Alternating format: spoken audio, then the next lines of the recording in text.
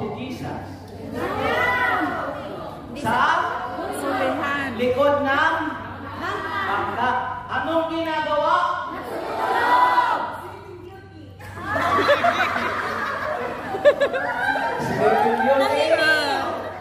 Yeah, nakahilig sa unan at nagtutulog. Ang bangka ba na nakita ninyo, ang driver nasaan? Sa una. Sa gitna. Ha? Sa gitna. Sa gitna? Oh. Mostly po, pagbangka lang ang nagdadala ng bangka o nag-driver ng bangka nasaan? Nasa likod. Walang tama. Sister, nasa gilid. O, ito yung bangka, nandito siya sa gilid. Yung mga bangka lang nasa harap, yung mga barko. Pero yung mga bangka lang, Kaya nga. ang mga alagad saan nakapwesto? Sa harap.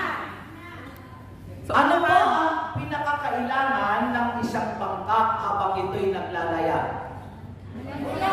What? Sagwan. Balance. Balance. Hindi ko yun. Kailangan balance. Dahil kung mas marami sa gilid, teka lang, tatangin mo na. Hindi naman yan basta-bastang tatangin mo na. Maka-auto-balance na siya. Ganyan muna.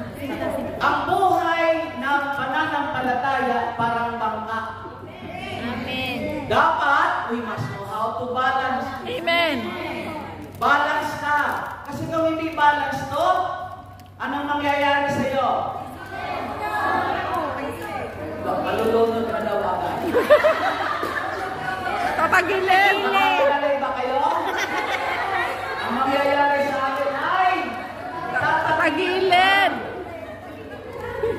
Kaya ang daming nadiniskarel, natatagilid. Dahil sometimes hindi tayo balance. Ang gusto mo sa oras mo, alam mo na yun, kung saan ang mas gusto mong grabe, nandoon yung oras mo. Hindi natin binabalance. No, timbangin natin mga kapatid sa Panginoon. At huwag kang lalagay, huwag kang pabalik-balik ng lugar. Kung doon ka nakatimpa, 12 yun, 3-6. Pag ikaw nandito, huwag kang lilipat ng lilipat. Huwag kang palipat-lipat ng fellowship.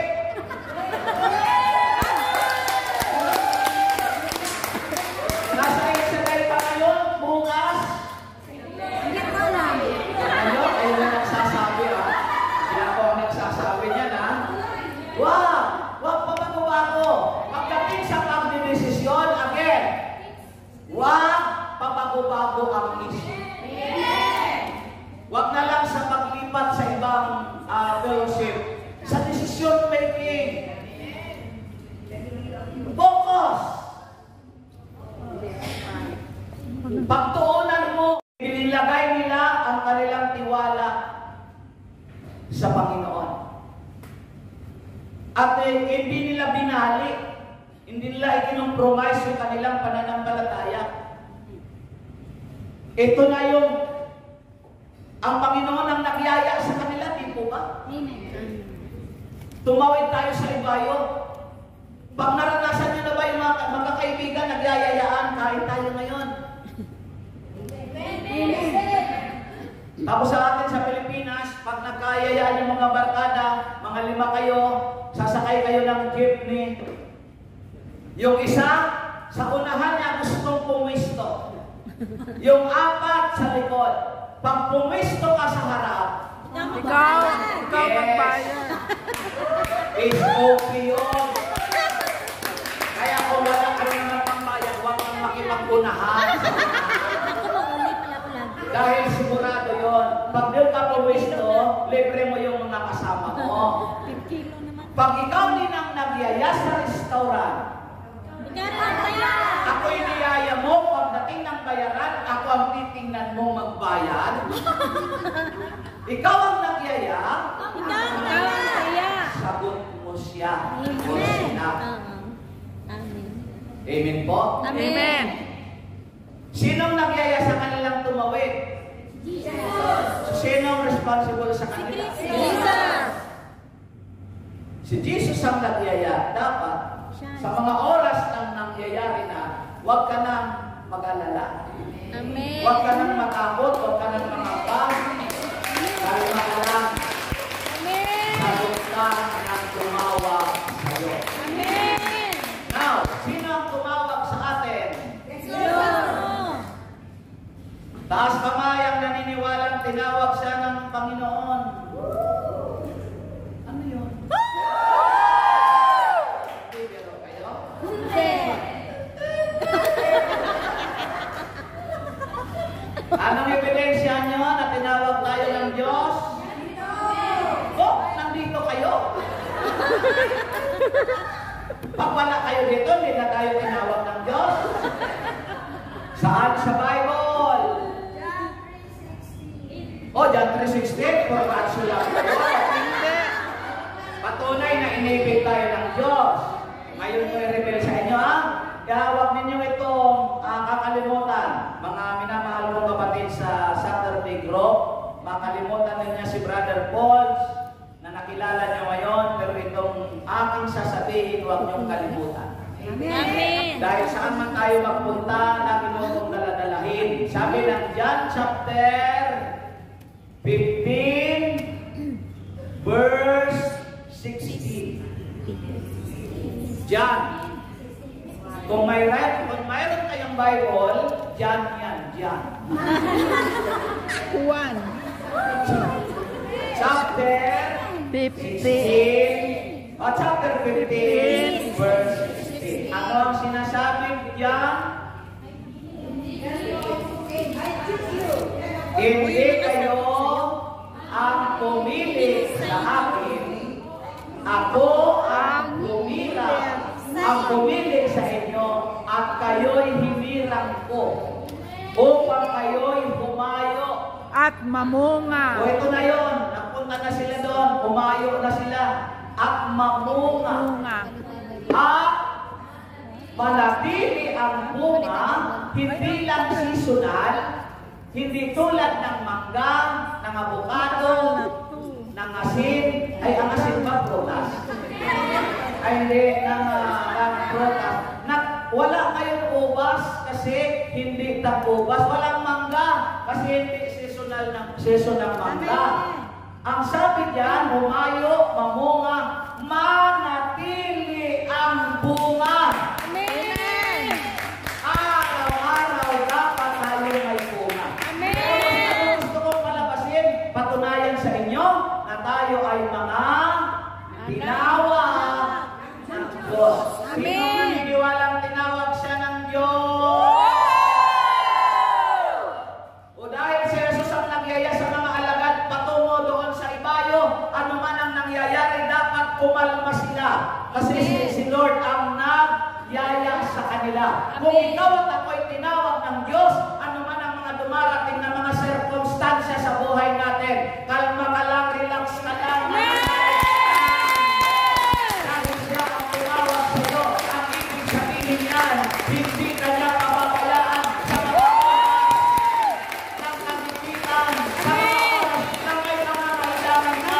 Hindi ka iiwan, hindi ka pababayaan ng Panginoon. But do not compromise your faith. Amen. Ang nagpapatibay ng pananampalataya is our commitment to God. Amen. Everybody say commitment. Commitment. What do you mean commitment? Nakikipag. Pag-isa. Commitment. Pag nagkaligawan na kayo, makinig ka, Sister Lorena. Pag nagkaligawan na kayo, hindi nagka-yes I do na kayo? Ha? Then, dalawa na kayo, committed na kayo sa isa't isa.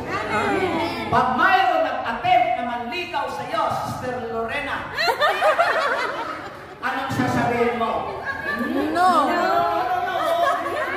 Committed na ako. Tama. Pero, kung in-entertain mo pa rin yung nag-attempt sa'yo, anong tawag ko doon?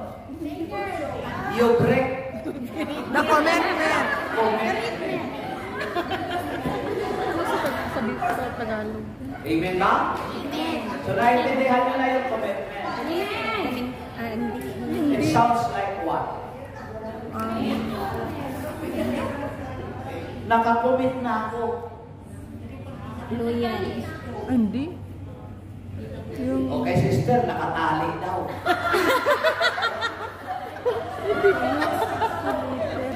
Mayroon na akong Kasunduan. Kasunduan talaga. nakipag Kasunduan. na ako. Kasunduan. Nakipag-engage na ako. Kasunduan. Or sabihin na lang natin, engage na ako. Sabihin nyo, engage na ako. Engage na ako. Huwag sa akin.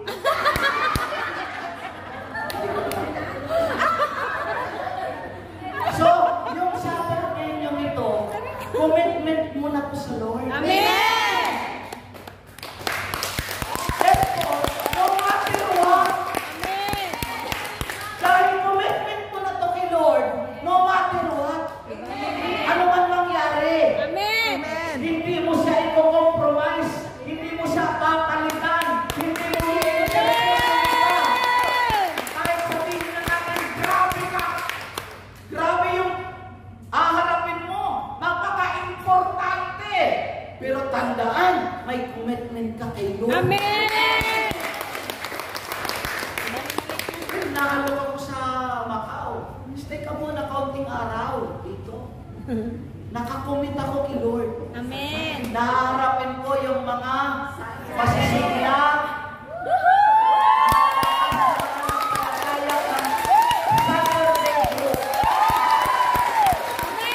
Akala ko bakit ko nang mamadali? Hindi na alam. Ipapaalam ko sa inyo mga ang pang-intindi ko, mayroon tayong leadership ngayon. Ah. Hindi pala sa akin nasabi no, na yun pala ay first, Third. Third and third, fourth. and Fourth. fourth. Now, let me say, kung support ninyo umarating, kung pa. Marami! Kasi ang binigay lang sa akin na re-entry ay another 14 days. Simula ang bilang ngayong araw.